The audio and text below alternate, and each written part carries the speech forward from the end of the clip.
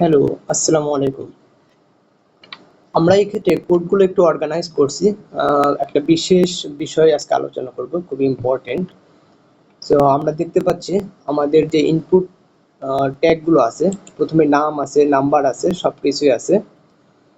এবং এর পাশাপাশি আমরা কিছু আসলে নেম দিয়ে রাখছি।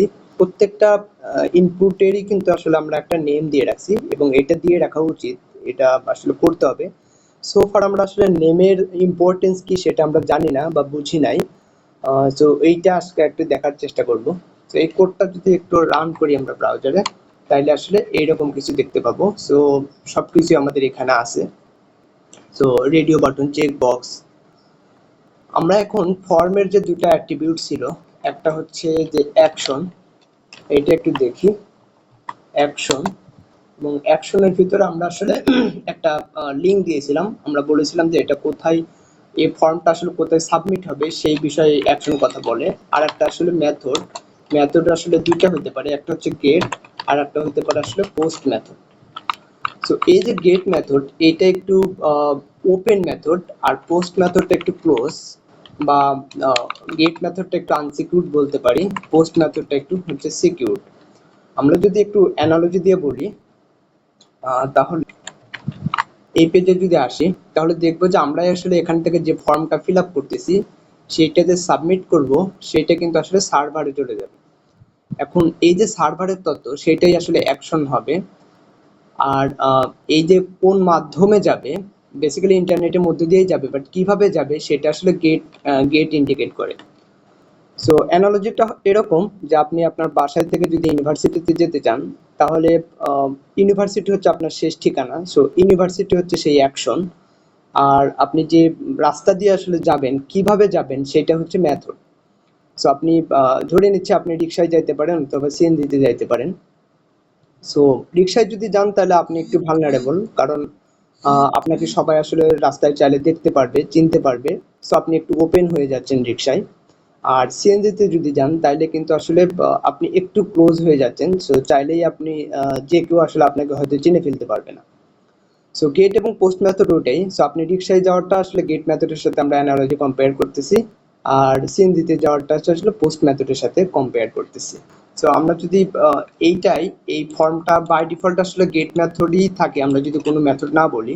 সো এটা যদি একটু সাবমিট আবারও নিচ্ছি, কপি পাথ, এটা নিয়ে যদি আমরা এটাতে দিতাম, তাহলে আমাদের মেইন পাথটা ছিল এফ ওয়েব, তারপর আসলে এই পেজটার আসলে যে ঠিকানাটা ছিল সেই পেজটার নাম দিয়েছিলাম। আর যখন আমরা এই ফাইলটা আসলে সাবমিট করব, ফর এক্সাম্পল নেম দিলাম, নাম্বার এর মধ্যে কিছু দিলাম, আমরা ডেটের মধ্যে কিছু দিয়ে দিলাম, কালারের মধ্যে আমরা কিছু একটা সিলেক্ট করে দিলাম, ফাইলের মধ্যে হইতে পারে আমরা একটা লিঙ্ক ডট টিএক্সটি দিলাম, পাসওয়ার্ড কিছু একটা দিয়েছি। সো ব্যানানা এবং আসলে এইচটিএমএল, এইগুলো সিলেক্ট করে আমি এটা সাবমিট করতেছি। এখন এখানে দেখা যাবে যে এখানে অনেক কিছু আমরা পাইছি, এটা আসলে নর্মাল লিঙ্কের মতো এখন আর না। সো এটাকে যদি একটু নোটপ্যাডে দেখি আমরা, তাহলে দেখতে পাবো যে এখানে অনেক তথ্য আছে। তার মধ্যে প্রথম হচ্ছে যেটা আমরা শুরুতে আসলে যেটা নিয়ে, যেটাতে ওপেন করছিলাম, কপি করে যে ওপেন করলাম সেইটা আছে। তারপর একটা কোশ্চেন সাইন আছে এবং কোশ্চেন সাইনের পর আসলে অনেকগুলো ডেটা আছে। সো এইগুলো হচ্ছে সেই ডেটা যেগুলো আসলে সার্ভারের কাছে যায়। সো আমাদের এইটা ছিল কিন্তু অ্যাকশন, এই পর্যন্ত অ্যাকশন যে সার্ভারের ঠিকানা। আর এই পর্যন্ত হচ্ছে আমরা ফর্মে যে ডেটাগুলো ফিল আপ করছি সেইগুলো। আমরা যদি খেয়াল করে দেখি, এই যে আমাদের ফর্মে ইনপুটের নামের যেটা ছিল, সেখানে নেম কিন্তু নেম দিয়েছিলাম এবং তার মধ্যে আমরা আরমান টাইপ করছিলাম, ফলে এই যে নেমের বিপরীতে আরমান চলে আসছে। তারপরের যে ইনপুটটা ছিল সেটা হচ্ছে নেম ছিল নাম্বার। সো নাম্বারের মধ্যে আমরা কিছু র্যান্ডম নাম্বার টাইপ করছিলাম। সো 45 টাইপ করছিলাম, 45 চলে আসছে। ডেটের মধ্যে একটা ডেট সিলেক্ট করছিলাম, সেটা চলে আসছে। একইভাবে কালারের মধ্যে আমরা আসলে কিছু ভ্যালু সিলেক্ট করছিলাম, যেটা এরকম একটা ফরম্যাটে ভ্যালুটা চলে আসছে। এটা ডিকোড করতে হবে আসলে। ফাইলের মধ্যে আসলে আমরা ওই যে লিঙ্ক ডট টিএক্সটি সিলেক্ট করছিলাম, পাসওয়ার্ডের মধ্যে আমরা কিছু একটা দিছিলাম। সো এই ব্যাপারগুলো কিন্তু আসলে ডিরেক্টলি এখানে চলে আসছে। তার মানে এই জিনিসটা পুরোটুকু সার্ভারের কাছে যাবে এবং সার্ভার আসলে বুঝে ফেলতে পারবে, এটা দেখেই বুঝে ফেলতে পারবে যে এটাতে কোনটাতে ইউজার কি ইনপুট দিছিল। তো সার্ভার কিন্তু আসলে ফর্ম সরাসরি দেখে না, এই টেক্সটটা দেখেই বুঝে যায় যে ইউজার আসলে কোন ফর্মে কি টেক্সট দিছে। এখানে একটা ব্যাপার দেখলে দেখা যাবে যে ফ্লুইড যেটা, ফ্রুটের ভ্যালু হচ্ছে 1 লেখা আসছে, আর স্কিলের ভ্যালুগুলো আসলে 1 লেখা আছে, এবং স্কিল যেহেতু আমরা দুইটা সিলেক্ট করছিলাম, স্কিলের দুইটা ভ্যালু আসছে। তো এটা আসলে অতটা ভালো হয় নাই, কারণ আসলে যে ফ্রুটসের যেটা এইটা আমরা দুইটার নামই আসলে ফ্রুট দিয়েছিলাম। আমরা জানি যে রেডিও বাটন আসলে একই নাম দিতে হয়, কিন্তু যদি 1 লেখা আসে, ফ্রুটের ভ্যালু যদি 1 আসে, তাহলে কিন্তু সার্ভার আসলে বুঝতে পারবে না যে আমরা কোন ফ্রুটটা আসলে সিলেক্ট করছি। এই কারণে এখানে ভ্যালু দেওয়াটা আসলে গুরুত্বপূর্ণ। সো আমরা ভ্যালু বলে দিতে পারি, ফর এক্সাম্পল ব্যানানার জন্য ব্যান বলতে পারি, এবং এইখানে ভ্যালুর জন্য আমরা অ্যাপলের জন্য অ্যাপল বলে দিতে পারি। সো এইটা যদি করি, তাহলে এই ফর্মটা আবার আমরা একটু সাবমিট করব। সো এখান থেকে ব্যানানা যদি সিলেক্ট করে সাবমিট করি, তাহলে এটা কপি করলে দেখা যাবে। আমরা যদি এটা দেই, তাহলে দেখা যাবে এখন ফ্রুটের ভ্যালুটা আসলে ব্যান চলে আসছে, কারণ আমরা ব্যানানা সিলেক্ট করেছিলাম। সো এখন আর 1 আসতেছে না, এখন আসলে এরকম একদম ভ্যালু আমরা যা দিয়েছিলাম সেইটা চলে আসতেছে। তার মানে ইউজার যদি হচ্ছে অ্যাপল সিলেক্ট করতো, তাহলে কিন্তু অ্যাপল চলে আসতো, আর 1 চলে আসতো না। সো আমাদের আসলে রেডিও বাটনে এরকম ভ্যালু দেওয়াটা গুরুত্বপূর্ণ। একইভাবে চেক বক্সেও কিন্তু আমাদের হচ্ছে সবগুলোর জন্য হচ্ছে, আমরা যদিও কোনো কিছু চেক করি নাই, আমরা একটু চেক করে দেখি চেক বক্সে মাল্টিপল। তো চেক করে যখন এটা সাবমিট করতেছি, এটা যখন দেখব, সো এই যে চেক বক্সের স্কিল ছিল, স্কিলেও কিন্তু আসলে 1 1 1 এরকম চলে আসছে। সো স্কিল লেখাটা দুইবার আসছে, স্কিল এবং স্কিল। তো এই কারণে সাধারণত আমাদের যে চেক বক্স আছে, সেখানে প্রত্যেকটা নাম আসলে আলাদা আলাদা দিয়ে দিতে হয়। তো আমরা স্কিল 2 দিলাম, স্কিল 3 দিলাম, এবং আসলে এর ভিতরে আসলে এখানেও আমরা ভ্যালু দিয়ে দিব। সো ভ্যালুর মধ্যে আমরা HTML দিয়ে দিতে পারি, এবং পরবর্তী ভ্যালুর জন্য আসলে আমরা আসলে CSS দিতে পারি, এবং একইভাবে আসলে পরবর্তী ভ্যালুটা আসলে JS দিতে পারি। সো সাবমিট করব। সাবমিট করলে যেটা দেখা যাচ্ছে যে, সো এখন আসলে স্কিল 1 এর ভিতরে আসছে HTML, স্কিল 2 এর ভিতরে আসছে CSS। এখন আর অন অফ কথাটা ওইভাবে চলে আসে না। সো এটা আরো সার্ভার ভালো করে বুঝতে পারবে। যাই হোক, তার মানে আমাদের এই কনভেনশনটা ফলো করা উচিত, এবং রেডিও এবং চেক বক্সের ভ্যালু জিনিসটা ইম্পর্টেন্ট, এটাই বলতে চাচ্ছি। আর একটা গুরুত্বপূর্ণ এখানে যে জিনিসটা, সেটা হচ্ছে যে ইনপুট টাইপ হচ্ছে হিডেন। সো একটু যদি আমরা খেয়াল করি, তাহলে দেখা যাবে যে আমাদের স্কিল পর্যন্তই কিন্তু এখানে রেন্ডার করতেছে। স্কিলের বাইরে কিন্তু আমাদের যে হিডেন যে ইনপুটটা আছে, এই যে ইনপুট টাইপ হিডেন, এইটা আসলে এখানে দেখা যাচ্ছে না। সো এটা যদিও দেখা যাচ্ছে না, কিন্তু আমরা যখন আসলে এটা ওই সাবমিট করার পর যখন আসলে ফর্মটা দেখব, তখন দেখা যাইতেছে যে ল্যাঙ্গুয়েজ যেটা, আমরা কিন্তু আসলে হিডেনের নামটা ল্যাঙ্গুয়েজ দিছিলাম, ল্যাঙ্গুয়েজ। সো এইটার ভ্যালুটা কিন্তু কিছু নাই, এর জন্য আসলে হ্যাশ দিয়ে রাখছে। সো মানে আমরা আসলে সাবমিট করলে সবই সাবমিট হয়, ইনক্লুডিং হিডেন অবজেক্ট, কিন্তু আসলে আমরা আসলে হিডেন অবজেক্ট আসলে এখানে বাস্তবে দেখতে পারি না।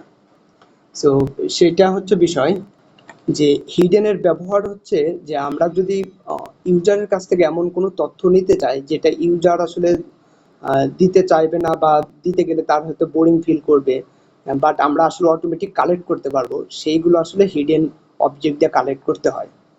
এখানে আর গেট মেথড না দিয়ে এটা যদি পোস্ট মেথড দিই, তাহলে কি হবে দেখি। সো এটাকে এখন পোস্ট মেথডে কিন্তু দেওয়া আছে। সো এখানে আমরা আসলে যাই ফিল আপ করি না কেন, এটা সাবমিট দিলে এইখানে কিন্তু আসলে কোনো কিছু আসবে না। সো কোনো তথ্য কিন্তু আসলে পোস্ট মেথডে কোনো ফর্ম ফিল আপ করলে সেই তথ্যগুলো কিন্তু ইউআরএলে আসবে না, কিন্তু তথ্যগুলো কিন্তু অবশ্যই ব্যাকএন্ডে সাবমিট হয়েছে। মোদ্দা কথা হলো, গেট মেথডে কোনো কিছু সাবমিট করলে সেটা ইউআরএলের মাধ্যমে যেহেতু যায়, এবং ইউআরএল কিন্তু আমাদের হিস্ট্রির মধ্যে থেকে যায়। আপনি খেয়াল করলে দেখবেন যে আপনি গুগলে যত কিছু সার্চ করছেন বা যে যে লিঙ্ক ব্রাউজ করছেন, সব কিছু আপনার হিস্টোরিতে আসে। কিন্তু পোস্ট মেথডের কোনো হিস্টোরি বা ক্যাশ কিন্তু কম্পিউটারে থাকে না, এই জন্য পোস্ট মেথড সিকিউর। অপরদিকে ইউআরএলের কিন্তু একটা সাইজ লিমিট আছে, ফলে খুব বড় কোনো ফর্ম ইউআরএলের মাধ্যমে বা গেট রিকোয়েস্টে কিন্তু আপনি সাবমিট করতে পারবেন না। কাজেই খুব অল্প ডেটা এবং নন সিকিউর ডেটা আপনি গেট মেথডে সাবমিট করবেন, আর বড় ডেটা এবং সিকিউর ডেটার জন্য পোস্ট মেথড অ্যাপ্রোপ্রিয়েট। আমরা এক্সাম্পল হিসেবে গুগলকে বেছে নিয়েছি। আমরা এতক্ষণে নিশ্চয়ই বুঝে গেছি গুগলের যেখানে আমরা লিখি সেটা কিন্তু অ্যাকচুয়ালি একটা ফর্ম। এখন আমরা দেখতে চাই গুগল আসলে কোন মেথডে এই ফর্মটা সাবমিট করে। এটাকে যদি আমরা একটু ইন্সপেক্ট করি তাহলে দেখা যাবে তারা আসলে টেক্সট এরিয়া দিয়ে আসলে ইনপুটটা নিছে, সেটা ঠিক আছে। বাট এইখানে আমরা যদি দেখি তার নেম হিসেবে কিন্তু কিউ দিয়ে ফেলছে, তার মানে আসলে এই টেক্সট এরিয়ার নেমটা আসলে কিউ রাখছে, আরো অনেক তথ্য রাখছে, সেগুলো আমরা আপাতত ইগনোর করি। আমরা যদি এই পুরো ফর্মটার কথা চিন্তা করি তাহলে এই যে ফর্মের ভিতর কিন্তু তারা একটা অ্যাকশন দিয়েছে, অ্যাকশন হচ্ছে সার্চ, কারণ এটা যেহেতু একটা রিয়েল সার্ভারে চলতেছে সুতরাং তার একটা আসলে পাথ আছে, সেই পাথটা দিয়ে দিছে।